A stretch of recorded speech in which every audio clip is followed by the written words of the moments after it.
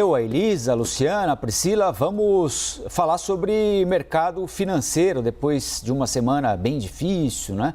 De muita repercussão, nervosismo no mercado, com furo do teto, indefinição sobre o valor do Auxílio Brasil. Nós vamos conversar agora com o sócio-economista-chefe da RPS Capital, especialista em contas públicas, Gabriel Barros. Gabriel, bom dia, seja bem-vindo à CNN. Bom dia, Colombo. Bom dia, Priscila, Elisa. Bom dia a todos. Gabriel, o que a gente pode esperar para o mercado ao longo desta semana aqui? A discussão sobre furo do teto já está, como vocês costumam dizer, precificada ou podemos aguardar mais momentos de tensão para hoje, para os próximos dias também? Acredito que já está precificado um furo no teto. O que pode mudar um pouquinho é o tamanho do furo, né? Mas o furo acho que já está no preço. O mercado já entendeu com a proposta da semana passada que o governo vai, de fato... A gente está passando por uma alteração de regime fiscal, no fundo é isso, né? É diferente do que o governo vinha sinalizando, de que não alteraria o regime fiscal, né, o arcabouço fiscal institucional que nós temos. A decisão foi tomada, haverá uma mudança, né, do arcabouço fiscal, o que pode fazer um pouco mais de preço, que já não, né, o mercado já não precificou, é um pouco do tamanho, né, é o furo. Se o furo vai ser maior ou se vai ficar nesse furo de aproximadamente 35 bilhões, 30 bilhões que a gente conhece. Existe uma incerteza grande, como a Priscila mostrou no começo, amanhã está para ser votada, né, a PEC dos precatórios na Câmara dos Deputados, e aí o mercado fica apreensivo sim, se de fato não pode ter, por exemplo, um aumento do valor do benefício, né? A gente estava, a semana passada foi toda dominada por esse assunto, né, sobre o valor do benefício, em torno de R$400, mas há um risco dele ser maior. Então o mercado vai ficar monitorando isso. Se for maior, a gente pode ter uma nova piora.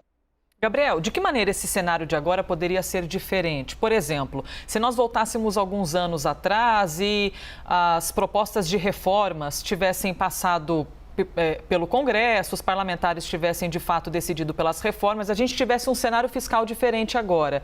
Você avalia que a gente poderia estar enfrentando de uma maneira, assim, digamos, menos pior esse cenário e um furo menor de um teto de gastos se as reformas tivessem de fato passado? Sem dúvida, sim, sem dúvida. As reformas são muito importantes, né, para o Brasil. Acho que eu posso até aproveitar esse gancho que você levantou, Isa, para falar assim, a ideia de fazer reformas, os economistas que defendem as reformas, não é nenhuma jabuticaba, né? Os países que eram países de renda média e alcançaram um patamar de renda alta, eles conseguiram fazer esse catch-up, que a gente chama, né, essa convergência, porque aprovaram uma série de reformas, né? Então, a ideia do Brasil tocar uma agenda de reformas é justamente para aumentar a renda per capita, né, a renda média, né, dos habitantes aqui do Brasil. Então, para aumentar essa renda per capita, a gente tem uma série de reformas que a gente precisa fazer. Então, a agenda de reformas ela não é, por si só, uma agenda ideológica, né? Assim, a experiência internacional mostra para a gente que fazer reforma é bom se a gente quer sair de uma renda média. E aí, especificamente sobre essa confusão toda, sim, se a gente tivesse tido, por exemplo, uma reforma administrativa, né, que ainda não foi aprovada, está há bastante tempo no Congresso, sem dúvida o mercado reagiria diferente. Se a gente tivesse, por exemplo, uma fusão de políticas sociais, né, que é super importante de ser feito no Brasil, também a reação seria diferente. Então, o problema todo é que a forma como foi conduzido esse debate foi muito inábil, né? O governo e o Congresso, a ala política do governo foi muito inábil na forma de conduzir o debate do teto de gastos e aí produziu toda essa confusão. Mas o mercado sabe, o mercado faz conta, sabe que não vai ser possível, não seria possível cumprir o teto de gastos para sempre, né? Mas a questão toda é se o governo, digamos assim, o governo e o Congresso, né, fizeram o dever de casa, se eles cortaram toda a gordura, né, toda a ineficiência do gasto que a gente tem, para a partir daí, realmente agora não tem mais nada para cortar, a gente já fez tudo que, né, poderíamos fazer e agora vamos rediscutir o teto. Se fosse isso, tudo bem, né? Mas não foi isso que nós fizemos. A Priscila mostrou no comecinho que não é a revisão do teto, ela não é apenas para reforçar o programa social, né? Nós vimos que tem emendas parlamentares de um terceiro tipo, né? Emendas de relator, que a gente nunca teve, então que estamos criando uma emenda nova.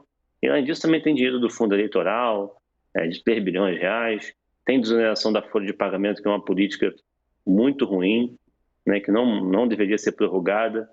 Tem uma série de questões, né, de espaços que vão ser ocupados, que não apenas com o auxílio, e a gente poderia fazer com o arcabouço anterior, não era necessário mudar o regime fiscal. Gabriel, a gente queria pegar esse gancho aí que você falou. Então, a gente viu que esse espaço aí de 84 bilhões do teto está sendo criado para colocar outros gastos além do Auxílio Brasil. Diante disso, eu queria que você detalhasse um pouco mais isso, porque os economistas criticaram muito a forma como isso foi discutido, até tinha discussões de que o teto de gastos teria que ser revisto, isso desde sua criação, mas o problema foi que a discussão foi muito assodada. E aí, diante de tudo isso, eu queria te perguntar, o ministro Paulo Guedes fala que quer tirar 8 no fiscal para conseguir ajudar os mais frágeis. Mas qual é a nota que o ministro Paulo Guedes tem hoje no mercado diante dessa situação toda?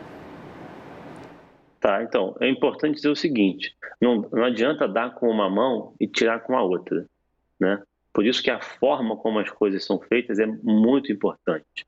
Do jeito que foi feito, uma parte do reforço do auxílio vai ser perdido por uma inflação mais elevada, né? A gente está vendo isso.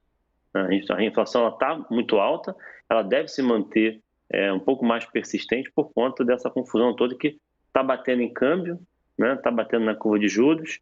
Então, é um pouco contraproducente a forma como o governo, a ala política do governo e o Congresso Nacional estão conduzindo essa agenda. A parte do espaço fiscal, é importante a gente lembrar o seguinte, de todo o reforço que vai ser feito, né, para a transferência de renda, para o programa social, vai sobrar ainda um espaço fiscal enorme para que sejam alocados dinheiros de emenda parlamentar, fundo eleitoral, outros gastos que não são para reforço da rede de proteção social, né?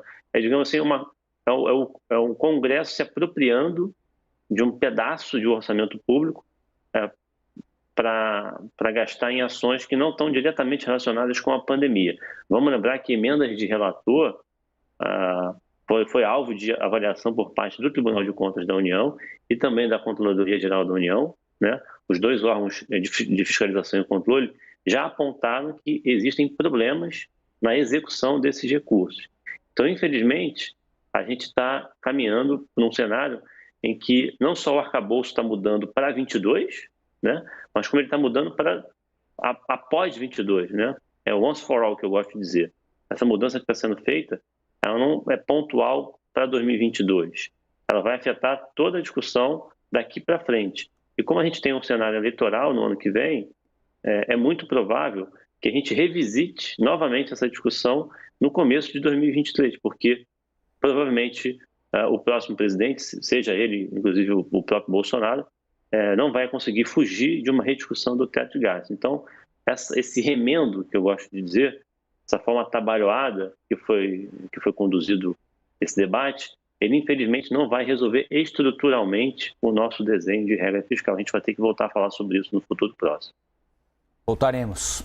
Conversamos com Gabriel Barros, sócio-economista-chefe da RPS Capital, especialista em contas públicas. Gabriel, obrigado pela entrevista aqui para a CNN. Bom dia. Eu que agradeço. Bom dia. Bom dia.